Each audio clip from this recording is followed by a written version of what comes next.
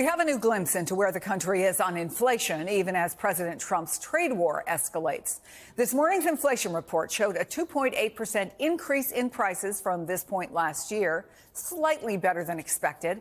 At the same time, Canada and Europe hit the U.S. with new reciprocal tariffs. President Trump's Commerce Secretary insists that the administration is playing a long game that will pay off. Will these policies be worth it if they lead to a recession, even a short-term recession? These policies are the most important thing America has ever had. So it is worth it. It is worth it. It is not chaotic. And the only one who thinks it's chaotic is someone who's being silly. Joining us now, Washington Post national political reporter Isaac Arnsdorf and NBC News business and data correspondent Brian Chung. Isaac, Secretary Lutnick says it's silly to doubt Trump's economic strategy. I'm wondering what you're hearing. Behind closed doors, do Republicans, do top aides agree? Do business leaders all agree?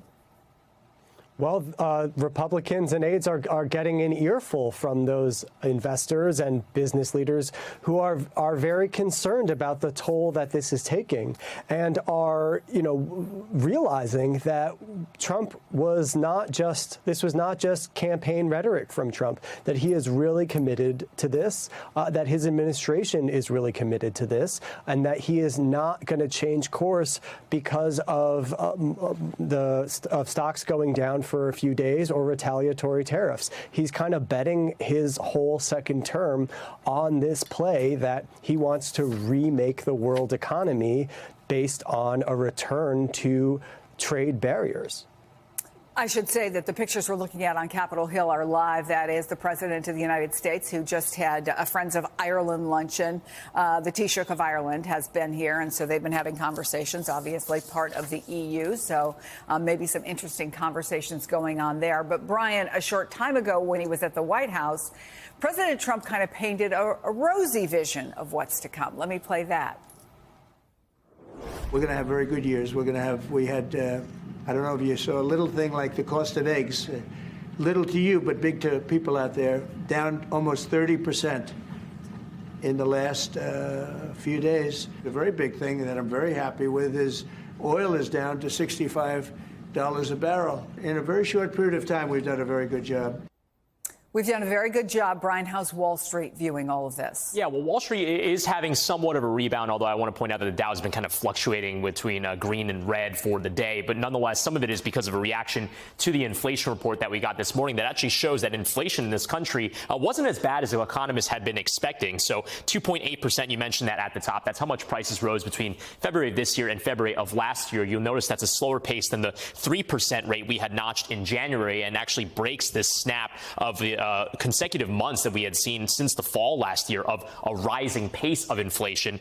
So, yeah, certainly when you look at this picture, you go, OK, well, that's certainly good news. We want inflation to go down. Although two things I want to point out. First, economists say which is a healthy level. We want to be somewhere closer to 2%. And then secondly, this inflation report does not factor in the impact of tariffs because this is really for the period of February. The only tariffs at that time were that 10% that was placed on China. So really that March inflation report is where we really start to see the initial impact of some of the tariffs, specifically on Mexico and Canada, and now on steel and aluminum imports as well. That will be interesting to see whether or not that changes the story that Donald Trump has been trying to paint with regards to inflation. Yeah, last week, Isaac, you reported about what the administration says it's doing to relieve the economic sting, including appointing an affordability czar, a loosening of regulatory restrictions, the agriculture secretary even mentioning making it easier for people to have chickens in their backyard to produce their own eggs. 1 week later, is there anything concrete the administration is pointing to saying, yeah, we did that, or this is how we're helping everyday Americans and small business owners?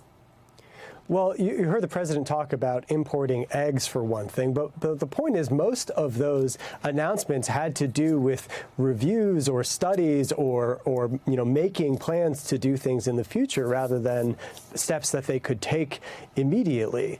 And much more of the focus on immediate steps has been on tariffs, not on inflation, and tariffs being something that most economists say has an inflationary effect because importers will pass the increase in costs on to the consumer.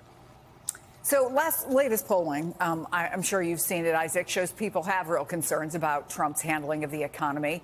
There's the latest number. This is the highest number he's had across his whole first presidency and up until now, 56% disapproval.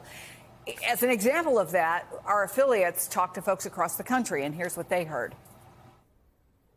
Mexico, Canada, a lot of good stuff comes from Canada, like cucumbers and sour cream and all of that, so I wouldn't want to pay more.